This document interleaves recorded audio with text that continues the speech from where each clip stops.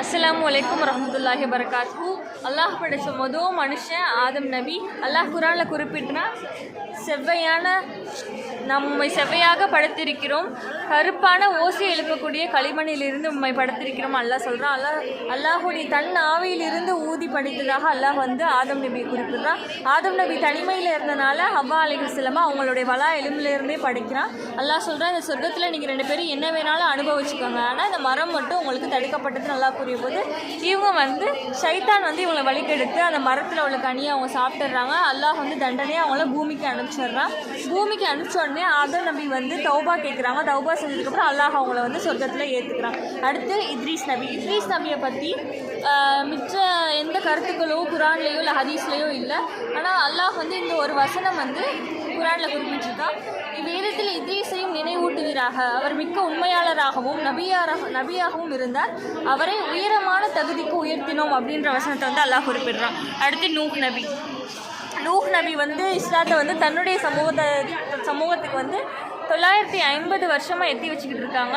அப்படி எத்தி வச்சுட்டு இருக்கும்போது அல்லாஹ் போதும், நீங்கள் எத்தி வச்சது, நீங்களும் உங்களை என்னை ஏற்றுக்கிட்ட முஃமின்களையும் நீங்கள் என்ன பண்ணுறீங்க, நீங்கள் ஒரு கப்பல் செஞ்சு அதில் நீங்கள் தப்பிச்சு வந்துருங்க, நான் மித்த அநியாயக்காரர்களையும் நிராகரித்தவங்களையும் நான் அழிக்க போகிறேன்னு சொல்லி எல்லாம் சொல்லிடுவான். நூஹ் நபியும் ஒரு கப்பல் செஞ்சு அதில் தப்பிச்சு வந்துடுவாங்க. இன்னுமே இந்த கப்பல் துருக்கியில் அல்பேனியான்ற இடத்துல ஜூதி மலைக்கிட்ட மோதி நிற்கும். அல்லாஹ் அதை ஒரு அத்தாட்சியாக வச்சுருக்கான். அடுத்து ஹூத் நபியோட சமுதாயம் மிக்க வலிமை மிக்க சமுதாயமாக இருந்தாங்க. அவங்க நிராகரித்தவங்களாக இருந்தபோது இந்த சமுதாயத்தை அல்லாஹ் 7 இரவுகள் 8 பகலாக காற்று சூறாவளி காற்று மாதிரி அனுப்பி அந்த சமுதாயத்தையே அல்லாஹ் வேரோடு அழிச்சுட்டான். அடுத்து சாலிஹ் நபி இஸ்லாத்தை மக்கள்கிட்ட எத்தி வைக்கும் பொழுது அந்த மக்கள் எங்கே அல்லாஹ் சொல்லும்போது அல்லாஹுக்கான அத்தாட்சி எங்களுக்கு காமின்னு சொல்லும்போது அல்லாஹ் ஒரு பெண் ஒட்டகத்தை இறக்குறான். அந்த ஒட்டகத்துக்கு இந்த மக்கள் துன்புறுத்தும் வேதனை நிறைய தராங்க. தண்ணி கொடுக்காம அந்த ஒட்டகத்துடைய கால் நரம்பை துண்டிச்சு அந்த ஒட்டகத்துக்கு பல இன்னல்கள் கொடுத்தாங்க. அல்லாஹ் கோபப்பட்ட அந்த சமுதாய மக்களை பூகம்பத்தால் அல்லாஹ் அழிச்சிடுறான். அடுத்து இப்ராஹிம் ஸல்லல்லாஹு அலைஹி வஸல்லம் அவங்களை நமக்கு பழக்கப்பட்ட வரலாறுகள் நிறைய தெரியும். இவங்க தான் காபா புதுப்பிச்சு கட்டினாங்க. இவங்களுக்கு 2 துணைவியர், சாரா முதல் மனைவி, 2வது மனைவி ஹாஜிராமா. அடுத்து லூத் நபியோட சமுதாய காலத்தில் தான் மக்கள் ஓரினை சேர்க்கையில் ஈடுபட்டு வந்தாங்க. ஹோமோசெக்ஷுவாலிட்டின்றது அந்த ஒரு காலத்தில் தான் தொடங்குச்சு. அல்லாஹ் அந்த மக்களை நேர்வழிப்படுறதுக்காக லூத் நபியை அனுப்பி வச்சா. ஆனால் மக்கள் ஏற்றுக்கல, இஸ்லாத்தை ஏற்றுக்கல. அல்லாஹ் 2 வானவர்களை மனித ரூபத்தில் அனுப்பும்போது அந்த வானவர்களையுமே அந்த மக்கள் ஓரினை சேர்க்கை கூப்பிட்டாங்க.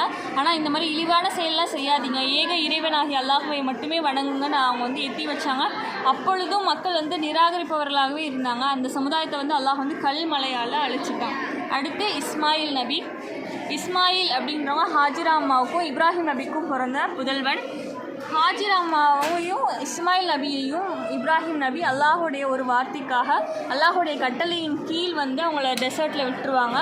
விட்டதுக்கப்புறம் அந்த குழந்தைக்கு உணவு பசிக்கும். அதனால் ஹாஜிரா அம்மா சவ்வா மர்வா மலைக்கு இடையில் ஓடி உணவு தேடுவாங்க. அப்படி தேடும் பொழுது தான் இஸ்மாயில் நபி குழந்தை காலை தத்தி உதைக்கும் பொழுது தரையிலேருந்து ஊற்று உண்டாகும். அந்த ஊற்று பொங்கி வரும் பொழுது ஹாஜிரம்மா ஜம்சம் நிறுத்துன்னு சொல்லும் போது தான் அந்த ஊற்று உருவாயிருக்கும். அதான் ஜம்சம் ஊற்றோடைய கதை. அடுத்து இஸ்ஹாக் நபியை பற்றி அல்லாஹ் இந்த குறிப்பிட்ட வசனத்தில் மட்டும்தான் குறிப்பிட்டிருக்கான். மற்றபடி எந்த ஹதீஸோ எந்த ஒரு வசனமும் கிடையாது. இஸ்ஹாக் நபியும் இஸ்மாயில் நபியும் இப்ராஹிமுடைய புதல்வர்கள். யாக்கூப் நபி இஸ்ஹாக்குடைய புதல்வர். இந்த யாக்கூப் நபிக்கு 12 குழந்தைங்க. அந்த 12 குழந்தைகளில் ஒருத்தவர் தான் யூசுஃப் நபி இவருக்கு தந்தைக்கு மிகவும் செல்ல பிள்ளையாக இருந்திருக்காரு. அதனால் மித்த பிள்ளைங்களுக்கெலாம் இவர் தந்தையும் இவரும் ரொம்ப செல்ல பிள்ளைங்களுக்கு ரொம்ப நெருக்கமாக இருக்காங்களே, நம்மளையெல்லாம் கண்டுக்கலையேன்னு சொல்லிட்டு ஒரு பொறாமை வரும். அப்போ என்ன பண்ணுவாங்க, யாக்கூப் நபியையும் யூசுப் நபியையும் பிரிச்சிருவாங்க. மகனை தந்தைகிட்ட சொல்லுவாங்க, நாங்கள் யூசுஃபை நல்லா பார்த்துக்குறோம் அப்படின்னு சொல்லி ஒரு காட்டுக்கு கூட்டி போய் கிணத்துல போட்டுருவாங்க. அவருடைய ஆடையையும் ஆட்டோடைய தோல்லையும் வச்சு ஓனாய் திண்டுச்சுன்னு சொல்லிட்டு தந்தைக்கிட்ட சொல்லிடுவாங்க. தந்தை அப்போ குர்ஆன் வசனத்தில் சொன்னபடி கண் பார்வை இழந்து இருப்பார். மகனை பிரிஞ்சு ரொம்ப வருஷமாக அவர் கஷ்டப்படுவார். ஆனாலும் அல்லாஹ் மீது அவருக்கு நம்பிக்கை குறையாது இருக்கும். அல்லாஹ் வந்து திரும்பியும் அவருக்கு கண் பார்வையை தந்துடுவான். அடுத்து யூசுப் நபி வந்து ஒரு கனவு காண்றாங்க. அந்த கனவை தன்னுடைய தந்தை கிட்ட சொல்கிறாங்க. தந்தையே, நான் வந்து என் கனவில் ஒரு சூரியன், ஒரு சந்திரன், 11 நட்சத்திரங்களும் எனக்கு தலைவணுங்கிற மாதிரி வந்து நான் கனவு கண்டேன் அப்படின்னு சொல்லுவாங்க. அப்போ வந்து அவருடைய தந்தை சொல்வார், நீ வந்து இந்த கனவை வந்து உன்னுடைய சகோதரர் யார்கிட்டையும் சொல்லாத, பொறாமை கொண்டு உனக்கு தீங்கு வச்சிருவாங்கன்னு அப்படின்னு சொல்லி அவர் தந்தை சொல்லுவார். அடுத்து ஐயூப் நபி வந்து இவர் வந்து இந்த நபி வந்து பொறுமைக்கு மிக பெயர் போனவர். இந்த நபி இவருக்கு பல்வேறு நோய்களாலும் வறுமையாலும் கடுமையாக மனைவியை பிரிந்து குடும்பத்தினர் பிரிஞ்சு வந்து அவர் வந்து நிறைய இன்னல்களுக்கு உள்ளாகியிருக்காரு. இவருக்கு வந்து ஒரு தோல் நோய், அல்லாஹ் வந்து தோல் நோயை கொடுத்துருந்தான். அப்போ வந்து அதனால் இந்த ஊர் மக்கள் வந்து அவரை ஒதுக்கி வச்சுட்டாங்க. அவளுக்கு மொத்தம் 4 மனைவிமார்கள்.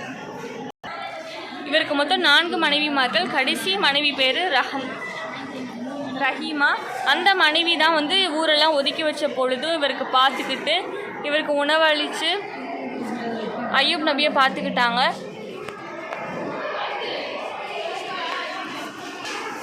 ஐயூப் வந்து பொறுமைக்கு எடுத்துக்காட்டாக ஐயூப் நபி வந்து அல்லாஹ் ஆக்கியிருக்கான். ஐயூப் நபி மாதிரி பொறுமை யாருக்குமே இருந்ததில்லை அப்படின்னு குரானில் இருக்குது. அதுக்கப்புறமா சுஐப் நபியோட சமுதாய மக்கள் வந்து அளவு நிறுவையில் மோசடி செஞ்சவங்களா